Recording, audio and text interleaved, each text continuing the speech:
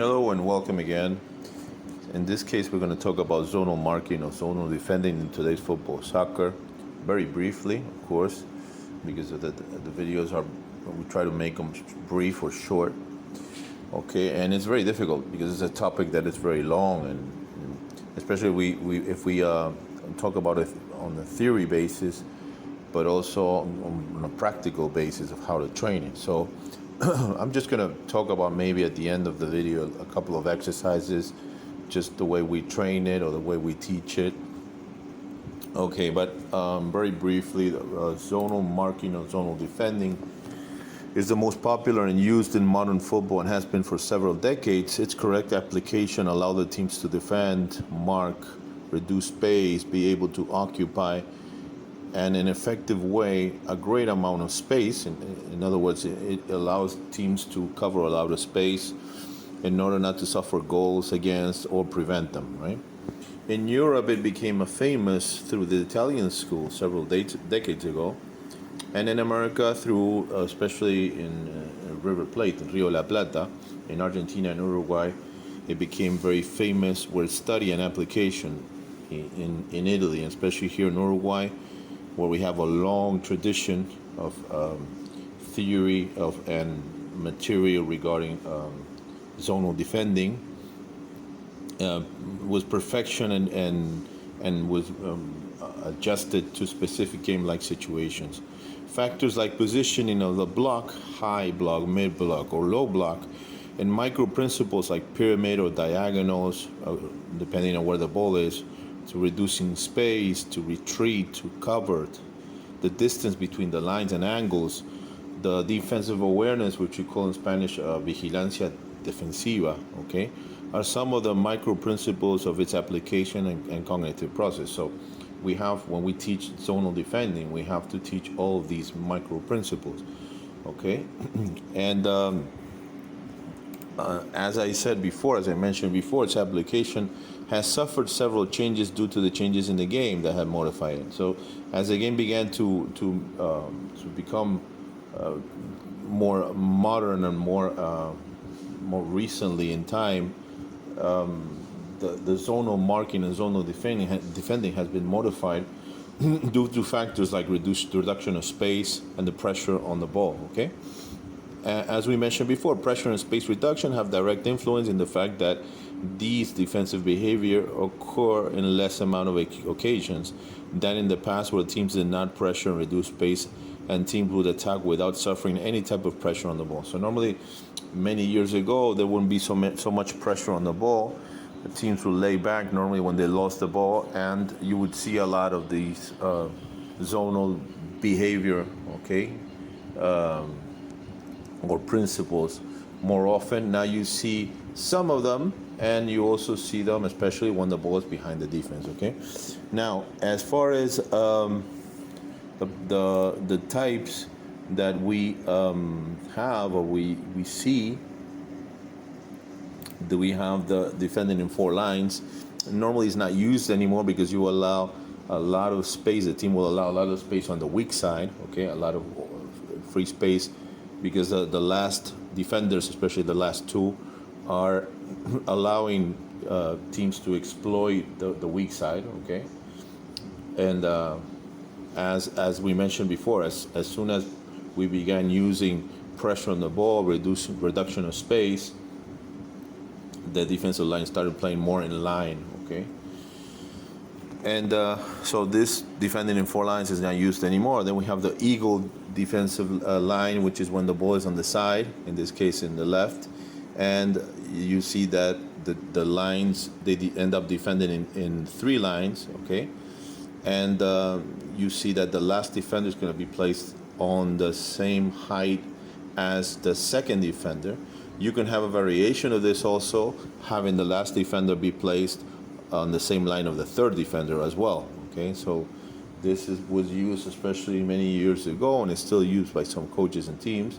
But this also has the same problem, that you're going to allow a lot of free space on the weak side for teams to attack on the other side of the ball, okay? Now, the next one is the same thing, but on the other side. And as I mentioned before, the other variation is the last man will be Also a different variation will be on the same line as the last man, okay? That's the third defender. And here we go into a more modern approach, which is defending in two lines, which is more like you see now. This has a direct implication on the pressure on the ball and reduction of space and playing with the offside trap. Okay, so these factors, the reduction of space, the pressure on the ball, and the offside trap, influence teams to defend this way nowadays, okay, in modern football, modern soccer, okay? Then we have the same thing when the ball is on the other side, okay, defending in two lines. And then when the ball is in the middle, this hasn't changed. Normally they defend a defensive pyramid or defensive triangle, okay, where the one of the central defenders, or it can be also the midfielders, if you play with four midfielders, one will step up and the other three will close down, okay, and they will form a triangle, okay, as you see there, or a pyramid. And the same thing on the other side, okay? So these are the variations that we normally use in modern football. Very important, the micro principles or the small behavior that you're gonna have when you teach this, okay? So the distances, the angles, and of course, communication between the line. So when one player goes and the other one closes down, and et cetera, et cetera. And also of course, later, as you begin to, the players begin to understand it and know it, we begin to apply also defending zonally, but now with attackers in that zone. So they have to communicate. One has to take the attacker, the other one come out according to where the ball is the distance the ball is from that defender. And this also, we add more variations, so that this becomes, the training becomes something very real to what the players will see in the match, okay? Now, as far as some exercises that we normally work this way, another thing is that when we normally teach zonal marking or zonal defending, we have to take into account that kids have to be at least reach puberty. Normally around these ages is when you begin to start introducing zonal marking or zonal defending, because when they're very small, children do not see the space as an adult or as a teenager does see it. And of course, it's more difficult for them to work or to play or to act collectively. So we have to very slowly, when kids begin to reach puberty, this is when we begin to introduce zonal marking or zonal defending. I think it is in the Netherlands than in youth football, in children's football. They don't defend when they're very small zonally, and this is very logical because kids normally do not see the space as an adult would, okay? So it's very important to start introducing these things, these concepts, because they're really concepts, because they're going to see it in real football if they play in the future, if you're working with children. When they reach puberty, this is when we start teaching this, okay?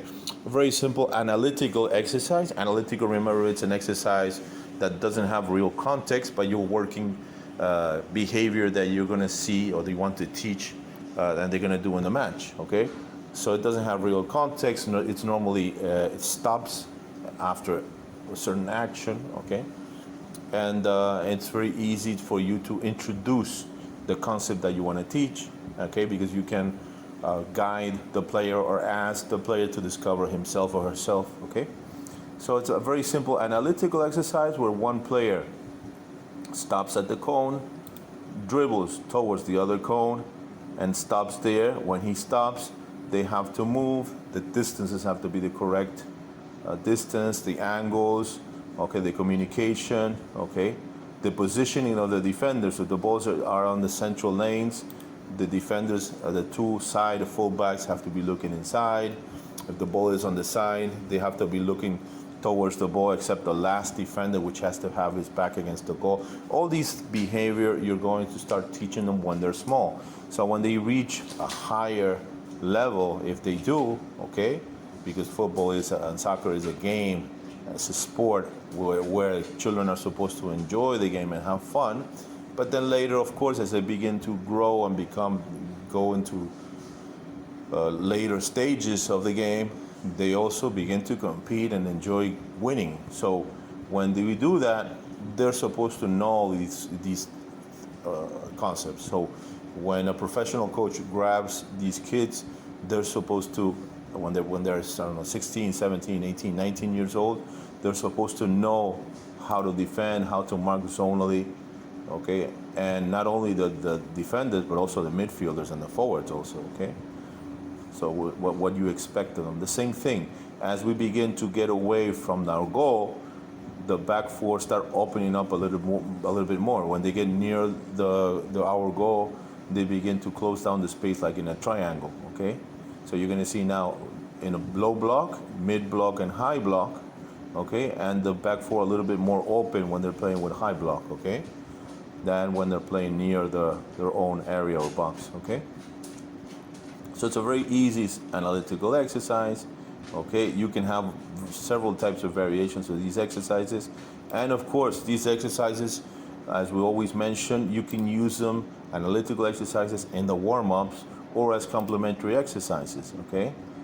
So in the warm-ups, instead of running around the pitch or instead of doing things that to lift the body temperature, and if it's not very cold, you can start off with this, okay? And you start teaching already concepts of the game that they're going to use in the real game, okay?